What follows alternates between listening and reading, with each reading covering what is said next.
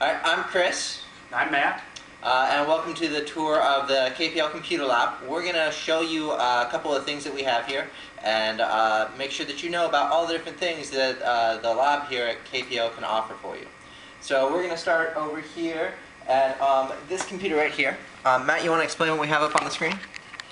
Right here at the first workstation, this is just your regular old run-of-the-mill PowerPoint, which has each of these computers here have Microsoft Office 2007, of which PowerPoint is one of those. So if you ever want to design your own presentation to use to give to a group, you can come right on into the lab and put it together.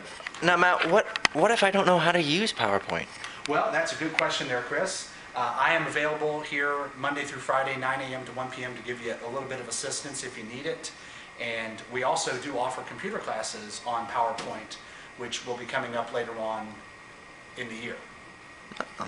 And over here, we have an interesting program. Matt, have you ever heard of Audacity before? No, I have not, Chris.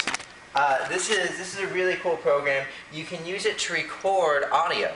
So these fancy computers right here that we got donated to us by the Kirkwood School District, they're housing them here temporarily. And they have Audacity installed on them. And Audacity can be used to record audio files. So basically, one of the great things that you can do is make a podcast. And you can edit those audio files and bring in, or you can bring in music and put all sorts of stuff in the background and sound effects and things like that. And it's a lot of fun, and you can put your podcast on the web and have people listen to you to rant about the craziness of the government or the fun that it is to read a young adult novel. And over here, we also have a really cool program called Alice. Now, Matt, have you heard of Alice? Just very cursory. I don't know much about it, though. It's this really cool program that allows you to create 3D worlds complete with animation. So if you want to zoom in on the screen here, I'm going to show you. This is a video that you can create, and you can use these 3D modeling programs, and it's very, very simple and intuitive to create movies just like this.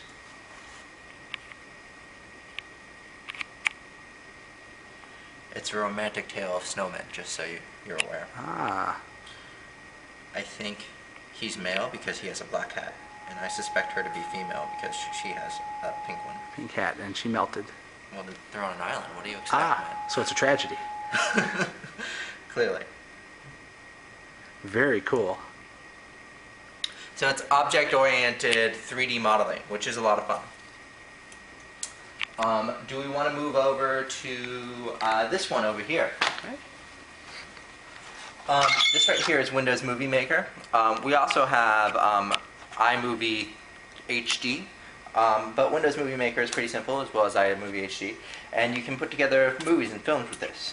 I've had teens do this to create book trailers, and at the end of this, we'll show you the link so you can see those book trailers that teens have made. Great. All the computers have internet access, so you can get online and you can use this area to get on the internet. Some people use them to get on here and take tests and things like that when they need a separate quiet space for an extended period of time. And we've got a reference librarian who will proctor those. Now, I don't know if you guys can hear, but there seems to be an echo in this room. And why is there an echo, Matt?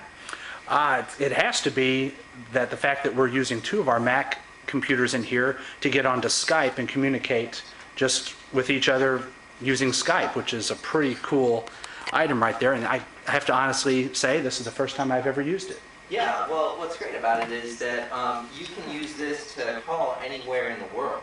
So anywhere where there's a broadband connection, you can go ahead and Skype someone. It's completely free, and you can do a video voice chat with them right here. So if you've got a friend who's a soldier in Iraq, I know that Skype does a lot of stuff with soldiers. If you've got someone in Hawaii that you don't want to call up on the telephone, but you want to see face to face and be jealous of their gorgeous sunset, then you can go ahead and do that. And it's completely free. All you need to do is set up an account and come on in, and you'll have this own private room to go ahead and Skype with. Very cool. I think this would be a very popular item right here once people hear about it. Yeah. I don't know whether to look at you here or here. It's so disorienting. It's right here, yes. All right, so we're going to take one quick second, and we'll show you what this room looks like when it's ready for our class.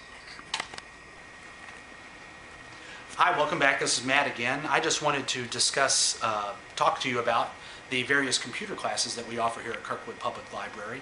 We currently are offering Thursday classes and Saturday classes, both 10 a.m. to 12 noon, and we offer them on a variety of subjects. I have an example just behind me of what I just did yesterday, which was a 2-hour introduction to email for patrons, or for anyone who might not necessarily have used email before, or maybe had just used it a couple of times and really wanted to know a little bit more about it. So that we taught a 2-hour course on getting to know your email and even setting up new email accounts. Now we also cover a wide range of topics as well, such as Microsoft Word, Excel, PowerPoint, and even getting down to how you download audiobooks and ebooks to your e-reader or audio device. So it's pretty cool that we've got just a wide range, and we're constantly tweaking and adding little elements to each of our classes. Now, what if I want help with something that's not covered there? Is there a time I can come in? There is actually. We actually offer what is called drop-in IT help, and it's every Tuesday from 10 a.m. to 12 p.m., just the same as the classes, and it's right here in this computer lab. This computer lab is open for use for patrons to come in and just bring me, any type of computer questions you might have. So basically, you're offering people a chance to bug you. Yeah, you could put it that way right there, but it's a good kind of bugging. If I come in with a stick, can I poke you? That would be fine as long as it's not sharp.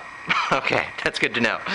All right, so do you want to tell us a little bit about the video editing stuff we have here? Yes, I do. This has actually become a very popular item here recently, and I think it could be even more so for our patrons.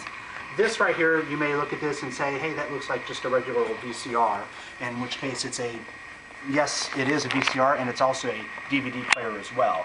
They don't really make these that much anymore right here. But what we've got here is a digital converter that runs into one of our Macintosh computers here.